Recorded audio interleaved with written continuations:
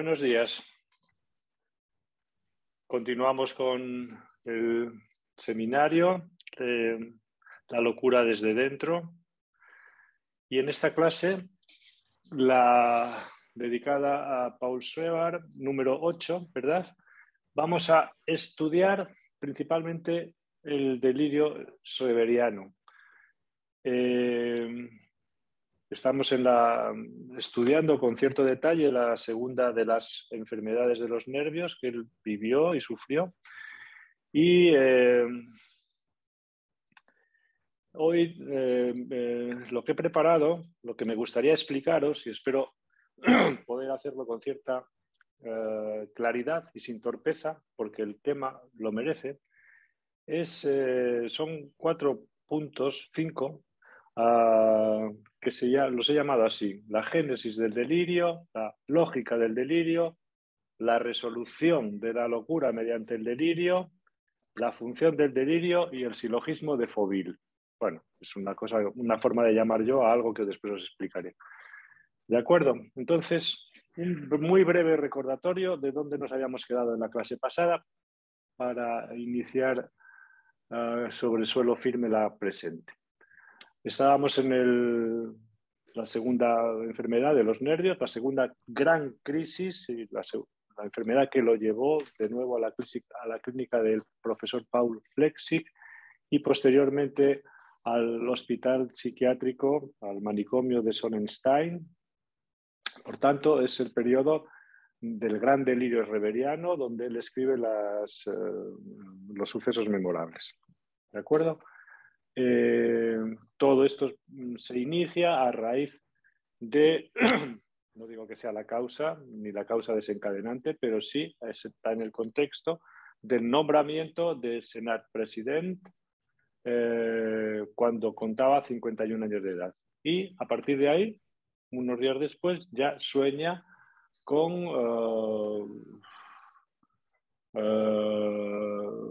que recae en la enfermedad, y especialmente un día al despertar tiene una fantasía que lo perturba sobremanera. Qué hermoso es, dice literalmente en alemán, qué hermoso es el hecho de ser una mujer que sucumbe al coito. Eso es lo que dice, ¿no? A partir de ahí, bueno, él se ve metido en un trabajo desbordante por las funciones elevadas, profesionales que él tiene en el juzgado, en la sala de apelaciones, ¿verdad? Y inmediatamente comienza a presentar una serie de síntomas, principalmente a raíz del insomnio pertinaz e insufrible que tiene, y algunos fenómenos elementales, algunos de los cuales os hablé el día pasado, especialmente el del ratoncito, etc. Pero lo que quiero explicaros hoy con cierto detalle, ¿verdad? Porque a partir de ahí las cosas empiezan a descontrolar, vuelve nuevamente, le dan la baja y visita al profesor Paul Flechsig e ingresa en la clínica universitaria de Leipzig. Ingresa el día 21 de noviembre de 1893. Bueno, ¿qué le pasaba al doctor Paul Schreber? ¿Qué estaba viviendo en esos momentos? Esto que voy a explicaros ahora tiene un nombre, ¿verdad? En psicopatología, Van Stimmung, es decir, temple delirante, o bien también humor delirante. Es un término muy alemán, ¿verdad? Se puso de moda para algunos estudiosos a raíz de que leyeron a Jaspers, aunque Jaspers en realidad lo copió de otros autores anteriores que lo habían descrito con una perfección meridiana, ¿no? Y esto es lo que quiero explicaros hoy, no tanto porque es lo único que, digamos, porque es evidente lo que le sucede a este hombre que está enloqueciendo de esta manera tremenda, sino porque es bastante frecuente este tipo de experiencias al inicio de una gran crisis psicótica como esta. Lo hemos visto incluso en el curso pasado cuando estudiamos el caso Rainer de Klaus Conrad. Se circunscribe a esto que podemos llamar, si queréis, el humor delirante, es decir, ese tipo de experiencias que están al inicio de la entrada, que son la entrada misma a la locura y que veréis que son experiencias mezcladas, que hay un poco de todo, ¿no? Pero de una intensidad terrible y de un sufrimiento notable. Como dice Schreber, ¿verdad? La única salida que encuentro para todo esto es matarme. Bueno, voy a detallaros esto porque si trabajáis con personas que tienen este tipo de patología, ¿verdad? Os sonará todo muy, muy cercano. Pero en este caso, naturalmente, vamos a circunscribirnos a lo que dice el juez doctor Schreber de lo que fue el inicio de esta gran locura, los primeros pasos, ¿no? Por una parte, manifestó las ideas hipocondríacas, es decir, que le estaba pasando algo en el cuerpo. ¿Qué le estaba pasando? Pues lo que él llamaba un reblandecimiento cerebral. También ideas de persecución, de malas intenciones. Habían conseguido volverlo loco. Alucinaciones también, alucinaciones aterradoras especialmente, ¿no? Hiperestesia, ¿no? Y dice después que se pasó, y esto es otro de las características bastante frecuentes, ¿no? Dice que se había pasado unos días sumido en medio de una tristeza infinita. Estaba insomne, una tristeza infinita, hiperestesia, los ruidos, las luces, alucinaciones, etcétera, etcétera, y el cuerpo dando guerra, ¿no? Bueno, ¿qué pensó este hombre? Que lo mejor que podía hacer era ahorcarse o suicidarse de alguna manera. Dice, y os lo leo textual, dice, me dominaba completamente la idea del suicidio. Y en otro momento, dice, era lo único que le quedaba a un hombre que jamás podría recuperar el sueño, ni siquiera con todos los recursos del arte médico. Esto os lo leí el día pasado, estoy haciendo un pequeño resumen. Y en otro momento determinado, también de las memorias, dice, mi mente estaba totalmente absorbida por la idea de muerte. Sospechaba también, dice en otro momento, la mala intención, la malévola intención del profesor Flechsig en todo esto. Y es en este momento, ¿verdad?, con estos elementos que os estoy apuntando, la melancolía, la sospecha paranoica, la fragmentación esquizofrénica, con todos estos elementos que podemos clasificar con nuestros nombres, etcétera, etcétera, pero que se les puede dar, si se quiere, así un nombre, luego os explicaré con más detalle esto, esta especie de humor delirante, ¿no? Es en este caldo de cultivo, en este magma, ¿no?, donde se surge la cuestión del delirio. Bueno, voy a explicaros antes de ver cómo Schreber se agarra con uñas y dientes a un clavo ardiendo, que es el clavo del delirio, porque el delirio en ese sentido aparece como una horrorosa solución, pero la mejor que hay antes de la muerte, ¿no? Voy a explicaros un poquito por qué insisto yo tanto en esta cuestión del humor delirante. Bueno, si alguna vez os da por estudiar, por leer los libros de los clásicos, donde está muy bien retratado todo este tipo de situaciones, de experiencias, de fenómenos, si queréis decirlo así, os encontraréis con algunos autores que hablan de esto, ¿no? Uno de ellos es, quizás el que más lo estudió con más detalle, fue Friedrich Hagen. A Hagen seguramente no lo habréis leído nunca, ni habréis oído hablar de él. Pero cuando os comente qué decía este hombre, diréis, mira, esto me suena. Yo he tenido pacientes que les pasan estas cosas.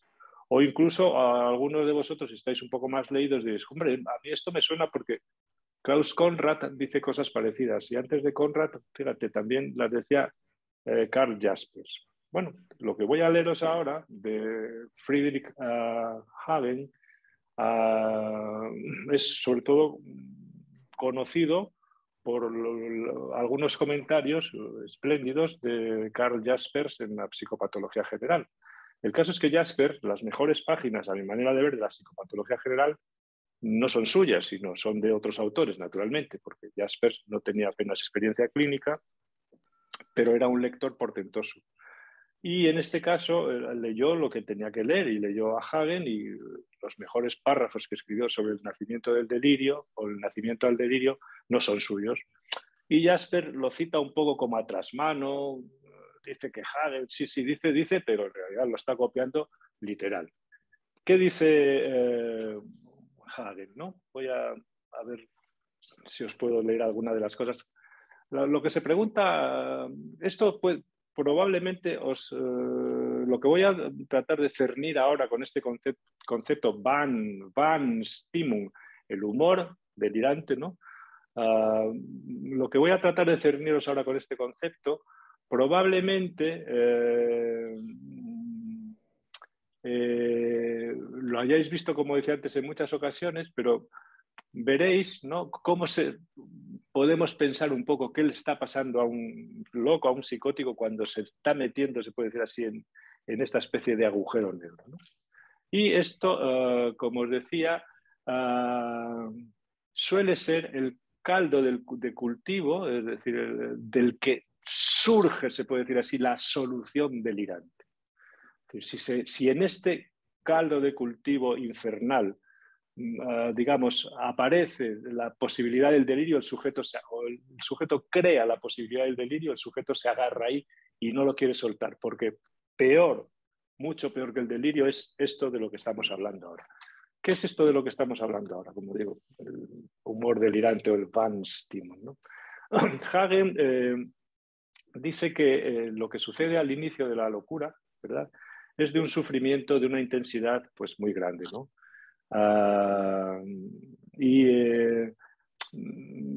Él lo que sugiere es que el enfermo, con tal de salir de ahí, hace cualquier cosa. Y dice que se agarra a cualquier, dice él, estoy hablando de una obra que se llama Estudios sobre psicología médica, por traducirlo con una expresión más actual. Estudios de psicología médica. 1870. 1870. Freud todavía no había escrito nada en ese momento, ¿no? Pero estos hombres de los que estamos hablando, Friedrich Hagen y otros que os hablaré después, eran gente que vivía en los manicomios con los locos, por tanto tenían una idea un poco de lo que pasaba ahí. Y Hagen señala de qué manera un sujeto, un enfermo que está abismándose en el infierno, en un momento determinado se agarra así, con todas sus fuerzas, dice él, lo dice así con estas palabras, a algo, ¿no? Y dice, la única arma, el único escudo, ¿no?, que tiene es agarrarse a algo para salir de esa ciénaga, ¿no?, de ese pozo.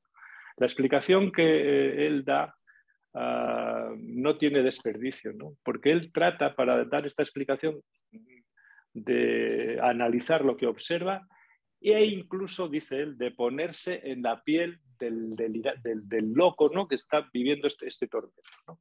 Y entonces escribe esto, que es, si habéis leído a Jasper, decir, coño, si esto lo he leído yo en Jasper. Bueno, es Hagen. Esto le produce, dice, voy a leeros el texto de Hagen, dice, esto le produce una sensación de inseguridad y de insuficiencia, estas cosas que están pasando, en este caso al doctor Schreber, ¿no?, le produce una sensación de inseguridad y de insuficiencia que le impulsa instintivamente a buscar un punto sólido al que agarrarse y aferrarse. Este complemento, este fortalecimiento y consuelo lo encuentra solo en una idea, cosa bastante similar a la que le sucede a las personas más o menos sanas en circunstancias similares. Es decir, que en este Van Stimmung, en este humor, en este afecto, ánimo, esta tristeza infinita, ¿no?, esta hiperestesia, digamos, el sujeto trata de agarrarse a algo. Este complemento lo encuentra solo en una idea. Vamos a ver lo que es esto.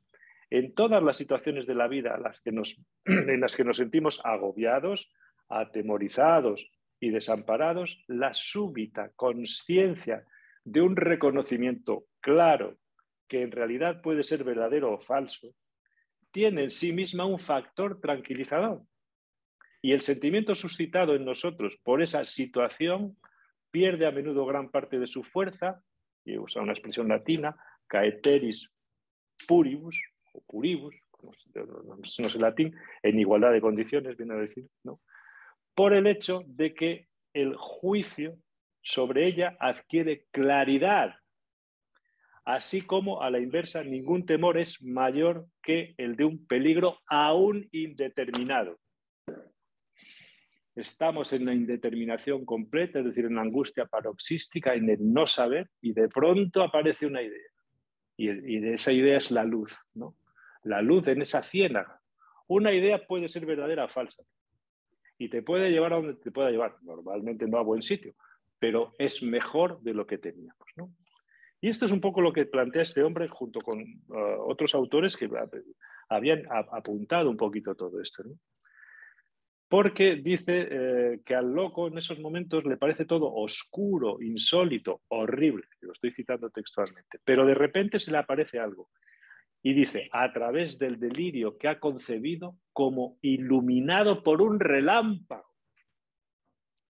No se puede decir mejor, como iluminado por un relámpago. Entonces entiende sus sensaciones, sus sentimientos, sus experiencias, etc. Y dice, no solo tienen una conexión, ¿no? Sino la única conexión posible y real, y solo ahora todo tiene sentido. Bueno, si queréis os mando el texto de Hagen, lo traducimos para que lo leáis, pero da cuenta muy bien de cómo en esa indeterminación, en esa angustia completa, ¿no? Donde todo está desordenado y es caótico, la luz proviene, se puede decir así, de una idea, ¿no? De un pensamiento, agarrarse a algo. Vamos a ver qué le sucede. Ahora pasamos de nuevo al doctor Schreber, a ver dónde está esta cosa que os trato de explicar con este concepto descriptivo, Van Stimung, el humor delirante. ¿Dónde está todo esto? Bueno, pues aquí está. Dice el doctor Schreber, una noche en particular fue decisiva para mi derrumbe espiritual. Durante una sola noche tuve un número inusitado, dice él, de poluciones, sin duda media docena. Y a partir de ese momento, ¿no? Comenzaron, dice él, las primeras manifestaciones de choques sobrenaturales y sobre todo de una conexión de nervios con el profesor Flechsig. Y esa conexión de nervios la había establecido conmigo, de modo que él hablaba por medio de mis nervios sin estar personalmente presente. También a partir de ese momento sentí que las intenciones del profesor Flechsig para conmigo eran impuras, no eran puras. Bueno, aquí tenemos entonces, esto es lo que quiero que entendáis, como de la indeterminación del cuerpo que está experimentando cosas que no tienen nombre, de los sentimientos, de las sensaciones, de las emociones que no tienen nombre, de la hiperestesia, de los ruidos, de todo esto que no tienen nombre, no tienen palabras, de esta desolación simbólica, de pronto aparece la idea. Flechsig ha trabado una conexión nerviosa conmigo. Él es neurólogo y a través de los nervios ha sabido entrar en mí y habla a través de los nervios, aunque esté a distancia, habla en mí. Claro, esto es una luz completamente, es una locura, por supuesto, pero es la luz, se puede decir así, que organiza todo ese caos, ¿no? Eso es lo que quiero que entendáis. Dice también el doctor Schreber, después dice, creí ver confirmada esta impresión por el hecho de que, con ocasión de una visita personal, le pregunté si creía honradamente que existía alguna posibilidad real para mí de curación. Es cierto que me dirigió algunas vagas palabras esperanzadoras, pero al menos así me lo pareció, no pudo mantenerme su mirada. Y esto ya es muy sospechoso, ¿no? Entonces estamos en este... esto ya son construcciones, son interpretaciones, ¿no? Pero en este momento ya tenemos los elementos, se puede decir así. Se ha iniciado el trato con los nervios, con los rayos divinos, ¿verdad? Flechsig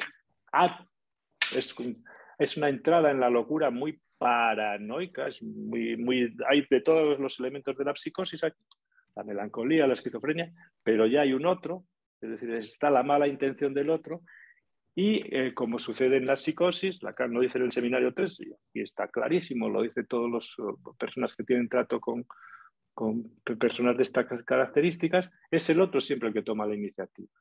El otro es el que toma la iniciativa. Flexic es el que establece la conexión de nervios. No yo, que yo estoy tan pichi, tan ricamente. No, es el otro el que toma la iniciativa. Bueno, entonces, en este contexto tenemos ya, como os decía el día pasado, y es aquí donde dejamos la clase el día pasado, los dos elementos, os decía yo, para construir el delirio, ¿no? La certeza de ser objeto de manipulación en el cuerpo y en el pensamiento, y, en segundo lugar, la segunda pilar fundamental, la localización de un otro malvado. Con estos dos elementos, que hay un otro malvado y que mi cuerpo, mi pensamiento están siendo objeto de manipulación y de perrerías, ¿no? Ya tenemos el título de la novela para empezar a delirar y para escribir una novela inmensa de toda la vida de lo que es la locura. ¿De acuerdo? Y esto es lo que quiero que entendáis. Este primer paso que yo titulaba hoy, Génesis del delirio. Lo he llamado así porque me parece que explica muy bien cómo de este caos, de esta angustia, de esta tristeza infinita, ¿no? De esta falta, se puede decir así, de representación simbólica, de falta de palabras, de lenguaje, ¿no? Cuando todo eso fracasa y falla, de pronto aparece algo, una palabra, una idea tal, y el sujeto se agarra ahí como loco para reconstruir todo ese pozo oscuro con la luz del delirio. Perfecto. Bueno, vamos a dar otro paso más. Hemos comenzado hablando de la génesis del delirio. Yo creo que ahora lo que nos interesa es explicar cuál es la lógica del delirio, porque claro, delirar lleva mucho tiempo, es muy intenso, muy etcétera, etcétera, pero claro, hay delirios que culminan, que rematan en un momento, se puede decir así, cumbre, y que a partir de ahí la psicosis empieza a ceder, es decir, la psicosis se estabiliza. Este es un caso ejemplar en ese sentido. Vamos a mirar ahora otra lámpara más únicamente para entender también ese momento del que hasta ahora os he explicado, podríamos decir así, desde el punto de vista del juez doctor Schreber. ¿Qué le estaba pasando? ¿Qué dice él, ¿no? Vamos a mirar también un poco ahora, que esto nos interesa, especialmente a los que trabajamos con ese tipo de pacientes, cuáles son las circunstancias que estaba viviendo, por ejemplo, con respecto a su mujer, con respecto al médico, etcétera, etcétera. ¿Qué cosas estaban pasando? Porque eso no se puede desligar de lo que él está viviendo, ¿no? Ni de lo que está, ni de lo que está por venir tampoco, ¿no? Bueno, a ver, las circunstancias las vamos a centrar especialmente y de manera muy breve en la relación con el médico, con Paul Flechsig, y con su mujer, con Sabine Schreber, ¿no? Entonces, en el libro según informa Zvi Lotan, en muchos de sus trabajos, especialmente en el libro In Defense, en el libro en defensa de Schreber, ¿no? Hay varias notas que Schreber, ¿no? Deja, ¿no? Escribe relativas al mes de junio, del que estamos hablando ahora. Y una de ellas dice, 5 de junio le visita a su mujer y Paul ya pregunta. Le pregunta al personal de la clínica, ¿no? Si ella es una persona, una mujer de carne y hueso, porque él cree, o más bien ya está convencido, de que en realidad ella viene de la tumba.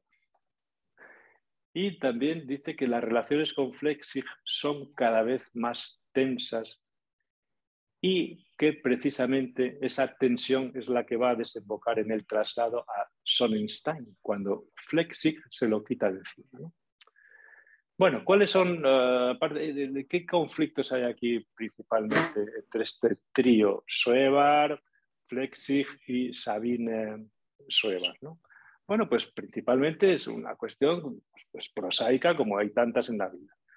El doctor Schreber era juez y era funcionario y cobraba una nómina a final de mes, naturalmente, pero él tenía que firmar, digamos, los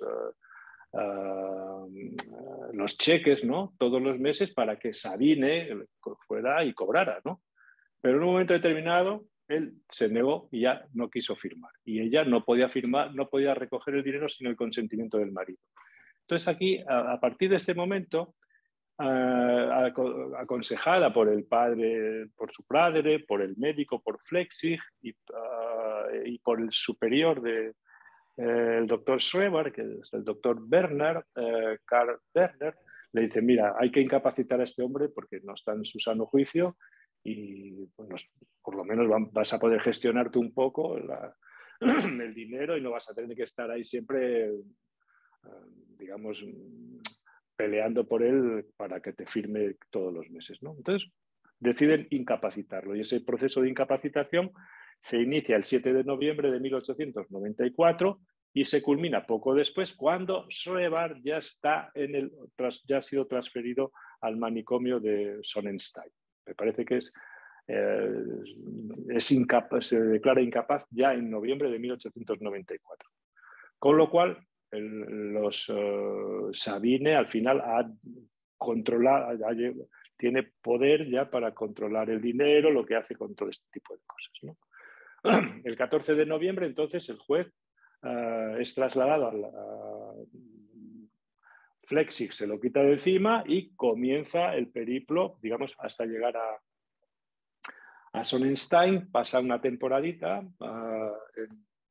en una clínica en Cosvig, que está, tampoco se encuentra tan bien allí, incluso en las memorias la llama la cocina del diablo, o sea que no debía de estar muy contento allí, y finalmente llega, se puede decir así, a instalarse al manicomio al que había sido derivado, que es el manicomio de Pirna, que está cerca de Dresde, que el manicomio de Sonnenstein.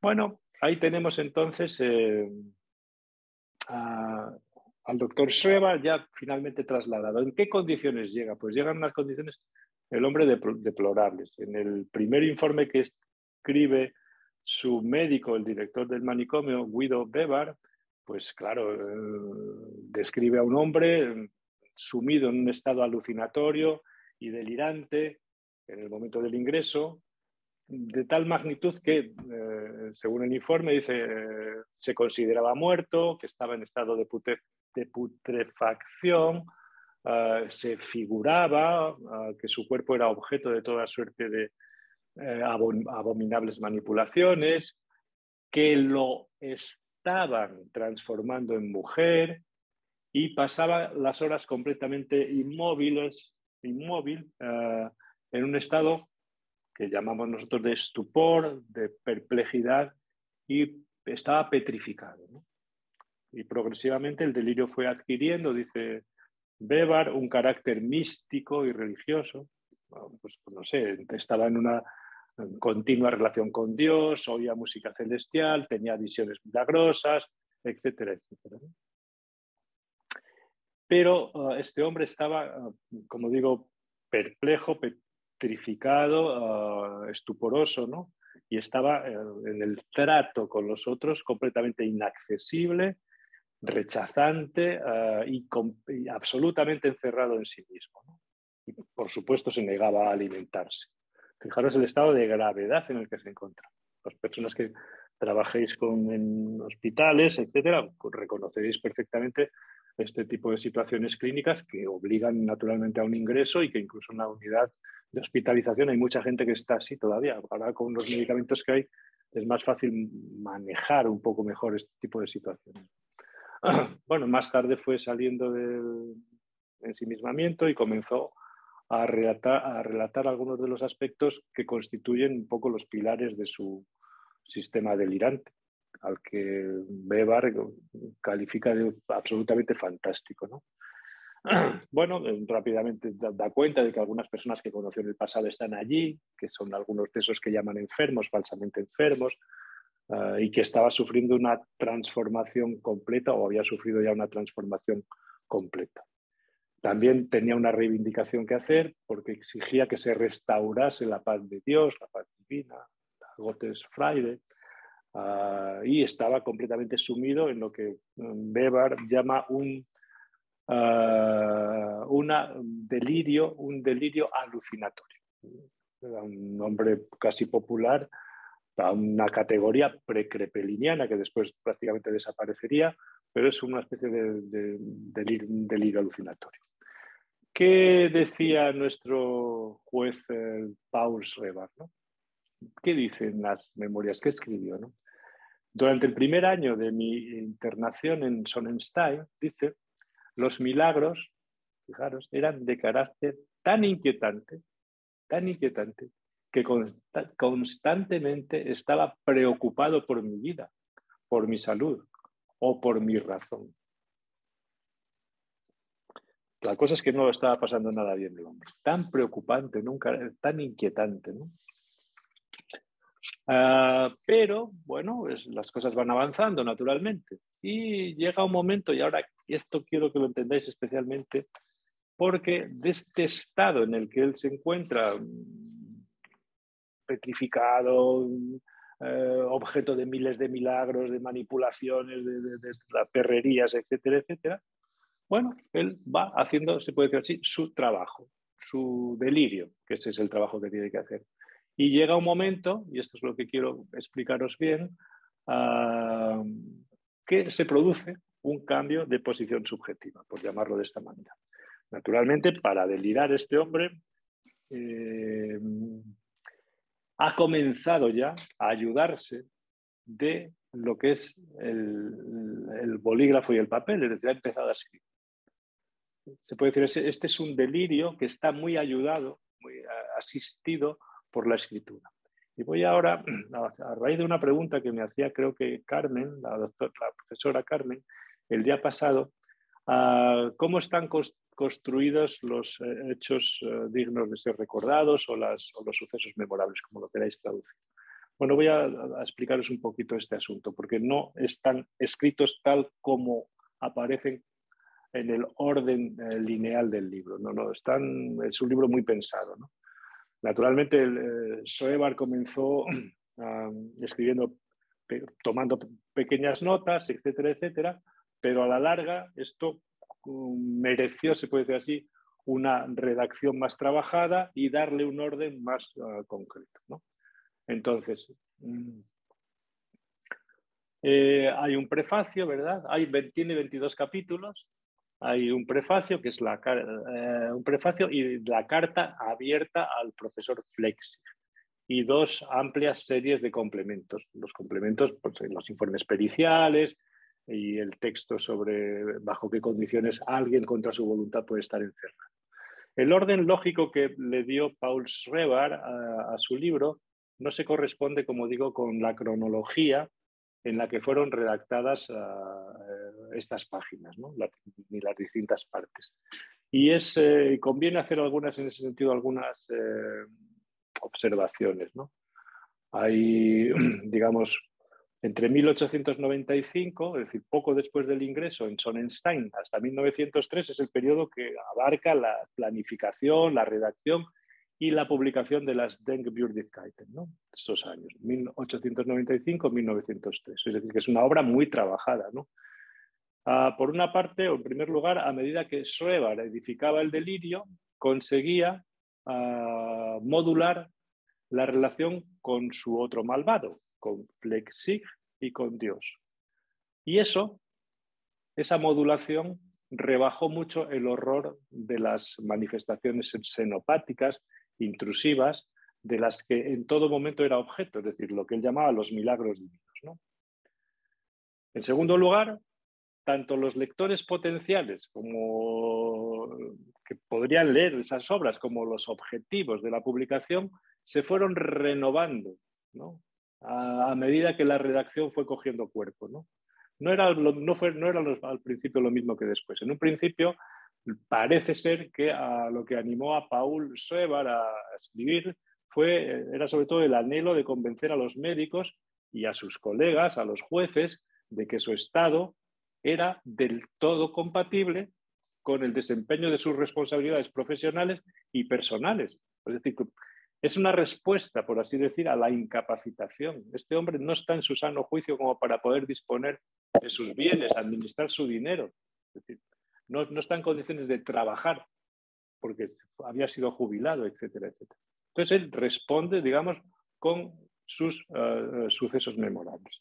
Pero una vez, después, más adelante, una vez conseguido el sobreseimiento del proceso, es decir, cuando supo que le iban a echar que iba a salir a la calle ya libre, ¿no? Entonces, parece ser que orientó o pensó que el libro podía estar destinado, digamos, a su mujer, ¿no? Y a la familia y también al público en general como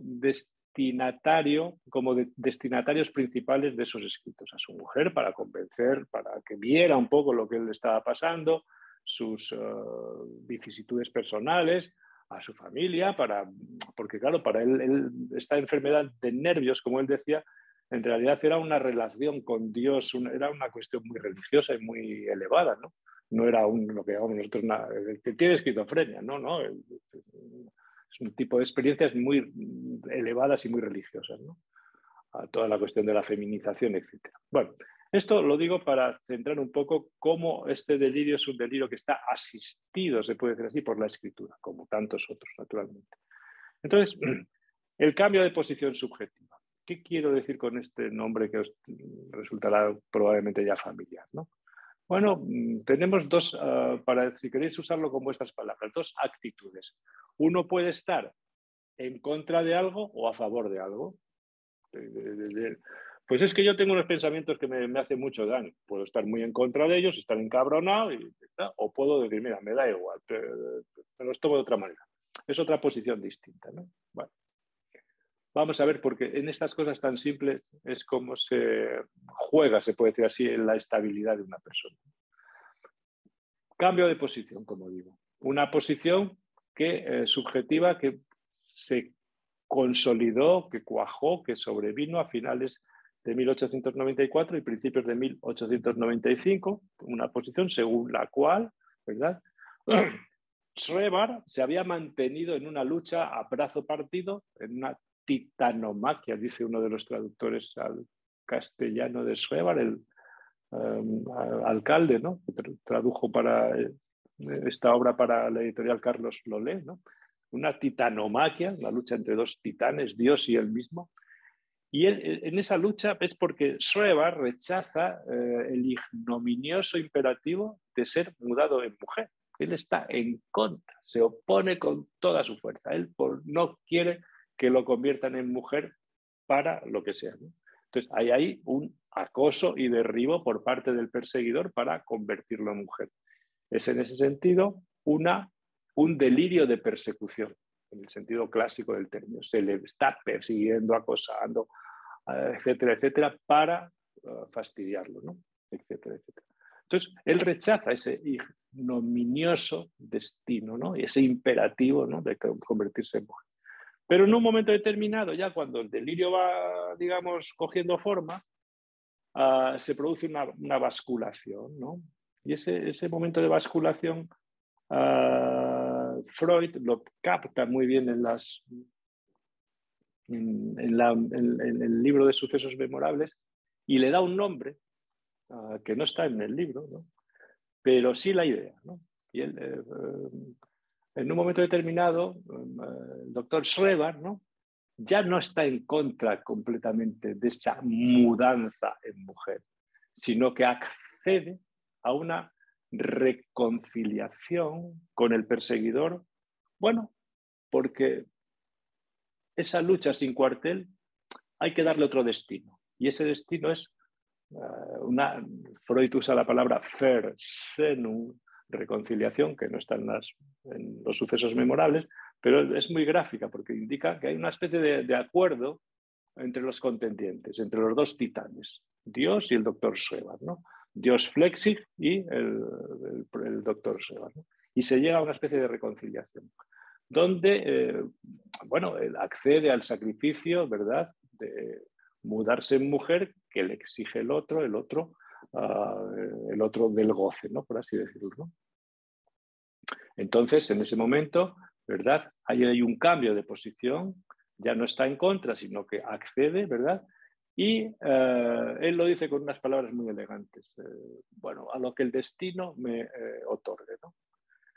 Esto lo voy a explicar después mejor, ¿no? Pero bueno, lo que quiero es que entendáis este cambio de posición, de estar en contra, ¿verdad?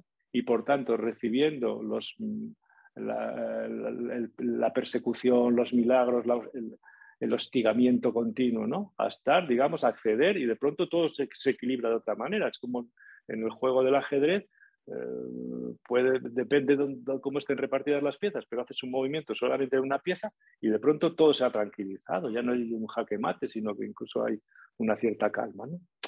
Entonces, es tan notorio, si leéis los sucesos memorables, tan notorio los efectos, ¿verdad?, de este cambio de posición, de esta Versöhnung, como dice Freud,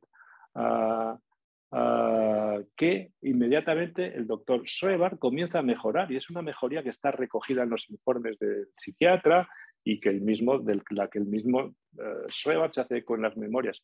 Por ejemplo, vuelve a fumar, cosa que antes no fumaba, pues lo había dejado porque estaba hecho una patata, y no vuelve a jugar al ajedrez y vuelve a tocar el piano. Es decir, que es un hombre que vuelve a las cosas que antes hacía y que le salían como cosas placenteras, ¿no? Porque entre otras cosas, pues, Schreber era un músico, era muy aficionado, era un melómano y un intérprete también, parece que bastante aceptable, ¿no? Perfecto. Bueno, sobre esto quiero hablaros con bastante más detalle, sobre este cambio de posición. Entonces, hay, digamos, todo el delirio, tiene en ese sentido, si os vais siguiendo un poco la exposición, tiene como dos partes, ¿no? Hay una primera que es muy persecutoria, muy de acoso, muy el imperativo de que tiene que feminizarse y convertirse en mujer, y la actitud ante esa imposición, ese imperativo que él considera inmoral, porque él va completamente en contra de sus principios, está en contra de eso, y él es un inocente que ha sido tomado, digamos, por objeto sacrificial para hacer eso con él, ¿no? Se opone completamente.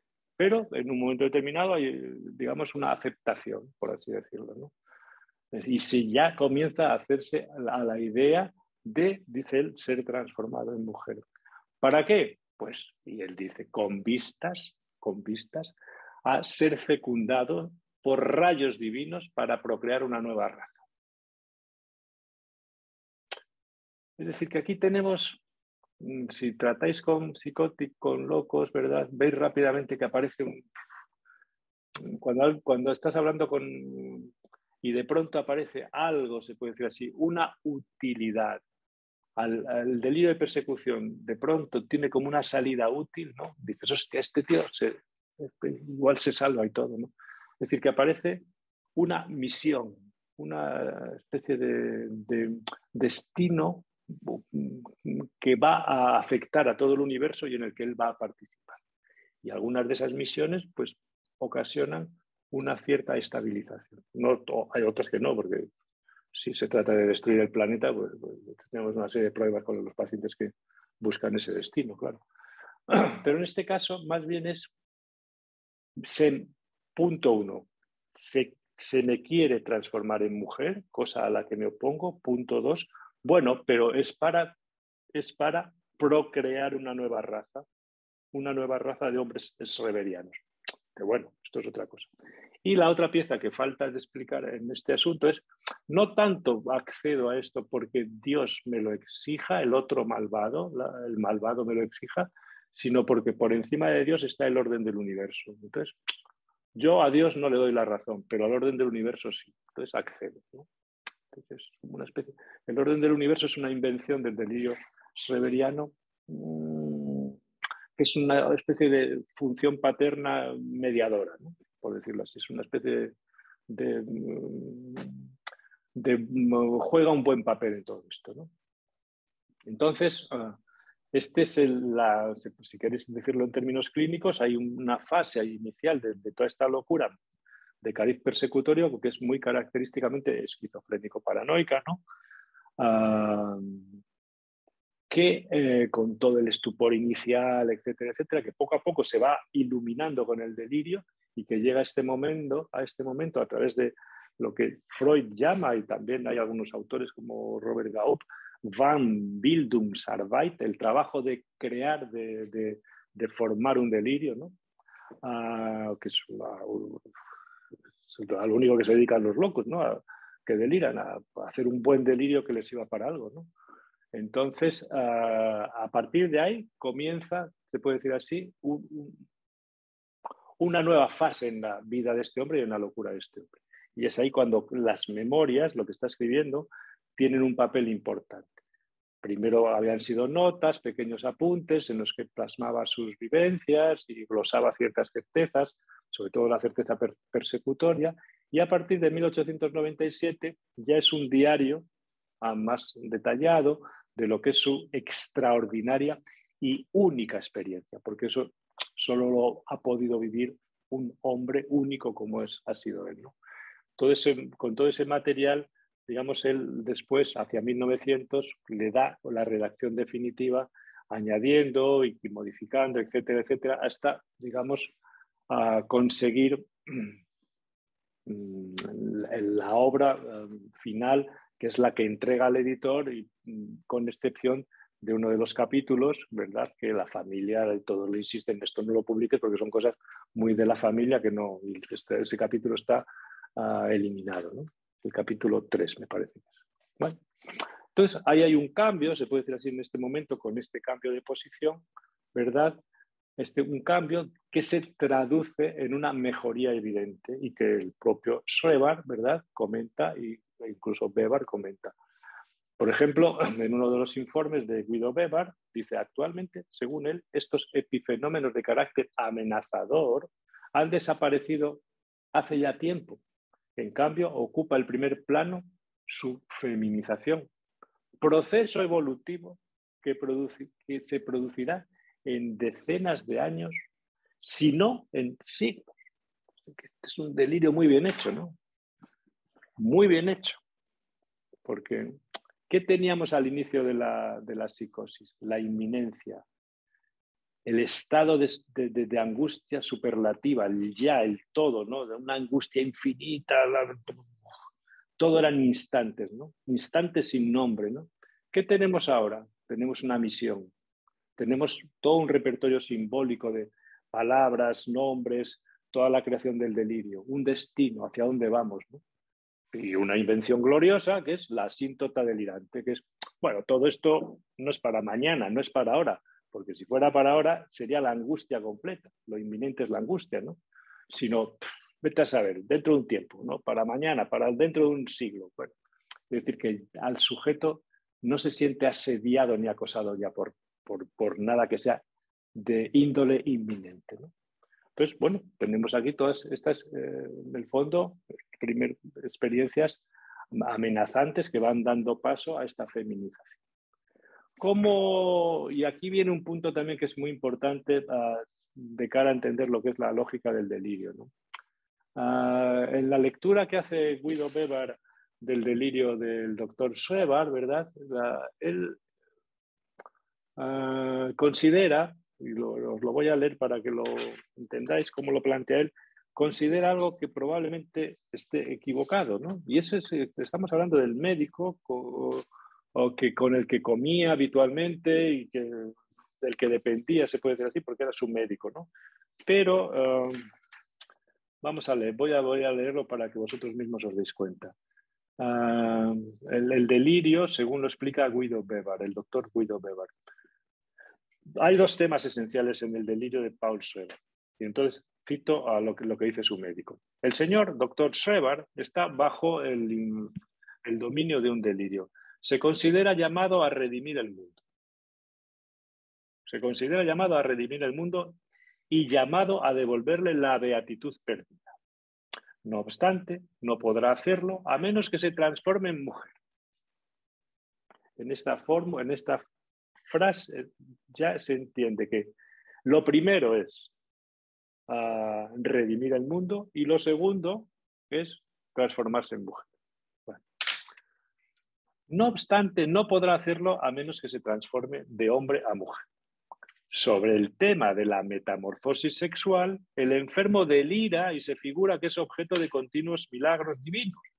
Sostiene que oye hablar a los pájaros, al viento, cosa que le confirma su creencia en los milagros. Bueno, entonces aquí tenemos la opinión del experto, del doctor Guido Weber, acostumbrado a la locura de siempre, pero que aquí, digamos, ha estado un poco ciego con respecto a la cuestión del delirio de su egregio y eminente paciente, ¿no? Por tanto, hay el delirio primario, si queréis decirlo así, el delirio primario sería la megalomanía o el delirio de redención. Hablo con estos términos, que son los términos que usamos nosotros en los informes y que los entendéis perfectamente. La megalomanía y el delirio de redención, y el delirio secundario sería la transformación en mujer, por ese orden. Megalomanía, persecución, es decir, redención del mundo, transformación en mujer. Bueno, este es el orden que le da al delirio Weber. Pero Freud, claro, estamos ahora hablando de un cerebro prodigioso, que lo único que hace es leer el libro de este hombre. Y Freud lo ve al revés, ¿no?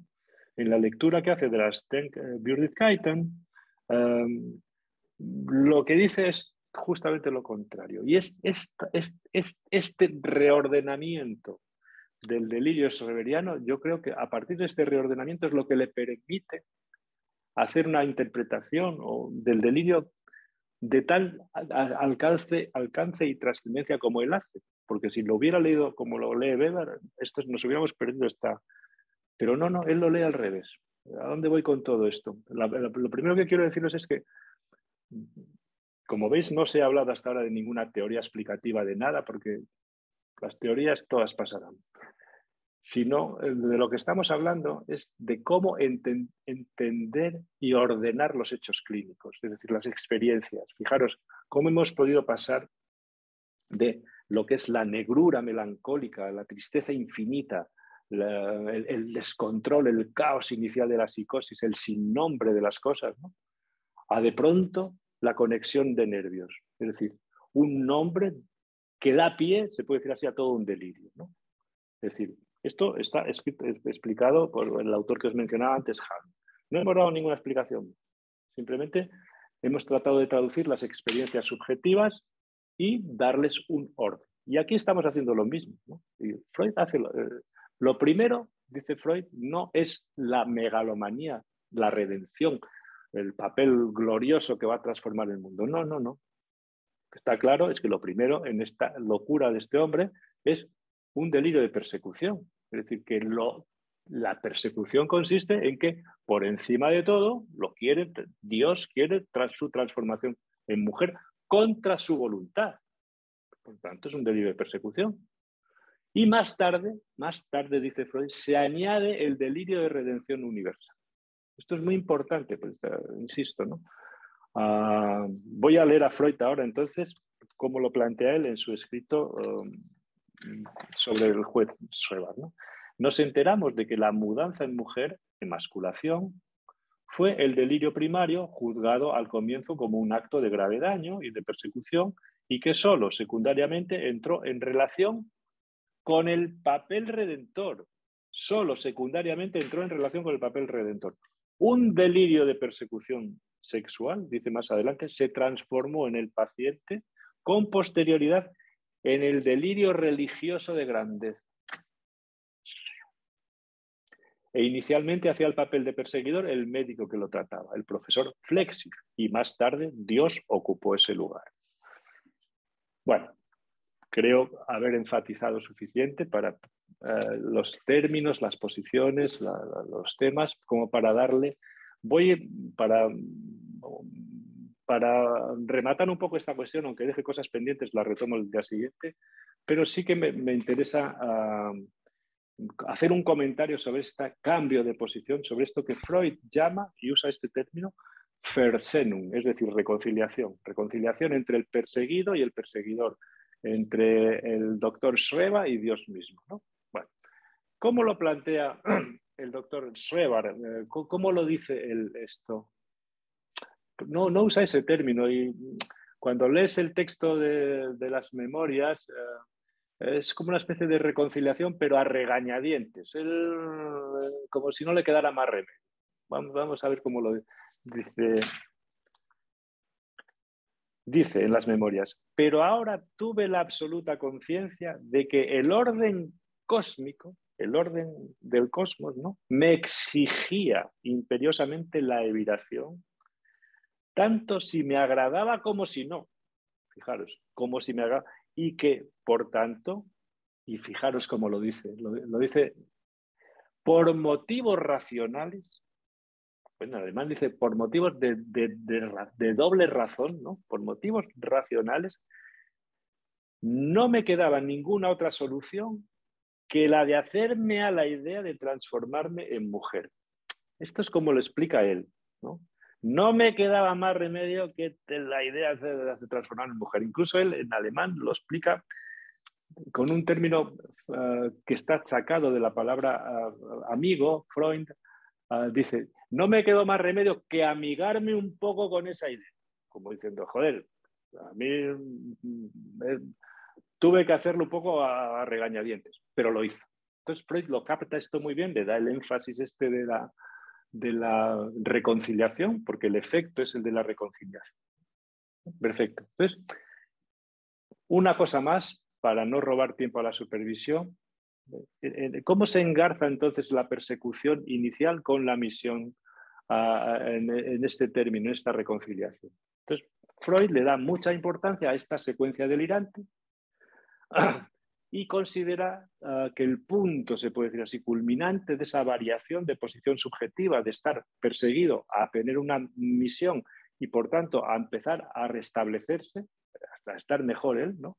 Es esa reconciliación. Y así lo dice. Y lo dice, voy a leeros a Freud. Dice, ya sabemos que en el caso de Schreber estuvo marcado inicialmente por el delirio de persecución, que solo se difuminó tras el punto de inflexión de la enfermedad, la reconciliación, Versöhnung. Las persecuciones se hicieron entonces cada vez más soportables. El propósito de la emasculación amenazada, de acuerdo con el orden del universo, hizo retroceder la vergüenza que le causaban estas, ¿no? Pero el autor de todas esas persecuciones es Flechsig y sigue siendo su instigador durante todo el curso de la enfermedad. Esto es lo que anota Freud. Lacan, y con esto termino por hoy, dejo lo restante para el siguiente día, en el seminario 3 repite, por así decir, lo que plantea Freud, la misma idea, esta Versöhnung, ¿no? Y lo dice con los siguientes términos. Él ve también ese punto culminante, en realidad es repetir un poco lo que dice Freud. Y voy a leeros este párrafo. Dice, el mundo que describe está articulado, el mundo que Schreber describe está articulado en conformidad con la concepción alcanzada luego del momento del síntoma inexplicado que perturbó profunda, cruel y dolorosamente su existencia. Según dicha concepción, que le brinda por lo demás cierto dominio de su psicosis, él es el correlato femenino de Dios. Con ello, todo es comprensible, todo se arregla y dirá aún más. Todo se arreglará para todo el mundo, ya que él desempeña así el papel de intermediario entre una humanidad amenazada hasta lo más recóndito de su existencia y ese poder divino con el que mantiene vínculos tan singulares. Es el intermediador, dice Lacan. Todo se arregla en la Versöhnung, la reconciliación que lo sitúa como la mujer de Dios. Su relación con Dios, tal como nos la comunica, es rica y compleja. Con todo, no puede dejar de impactarnos el hecho de que su texto nada entraña que indique la menor presencia, la menor efusión, la menor comunicación real, nada que dé idea de una verdadera relación entre dos seres. Bueno, Lacan introduce, vuelve a darle vueltas a toda esta cuestión en la que insiste Freud y también, y con esto termino, en el texto de una cuestión preliminar vuelve a mencionar esta Versöhnung, que tiene el sentido este de la reconciliación, y saca después una especie de comentario sobre otro término alemán que es sacrificio, Sühne, que bueno, tiene un cierto sonido como Söhne, pero bueno, en cualquier caso, como digo, no es este término algo que está escrito en las memorias del doctor Schreber, sino que más bien el doctor Schreber a regañadientes accede a eso.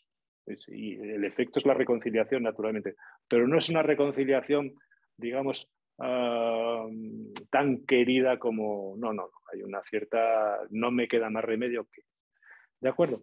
Me quedan bastantes cosas que contaros por hoy, porque sí quería comentaros algo fundamental, y lo dejo para otro día, acerca de cómo muchos delirios, y lo veremos cuando estudiemos Wagner y lo veremos cuando estudiemos Ené, otros delirios, logran una cierta estabilización cuando se da el paso de la persecución a la megalomanía.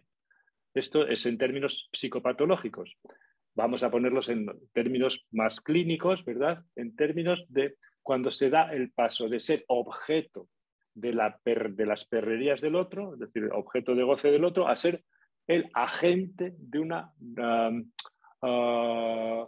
redención o de una misión redentora universal.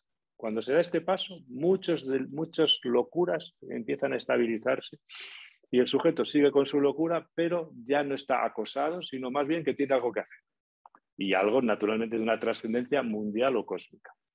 Esto se llamó, y con esto termino, el silogismo de Foville. Sobre él se discutió muchísimo y no se ponían mucho de acuerdo. Pero la clave está en esto. Con lo que no pillaron los comentaristas, ni Seglas, es este cambio de posición.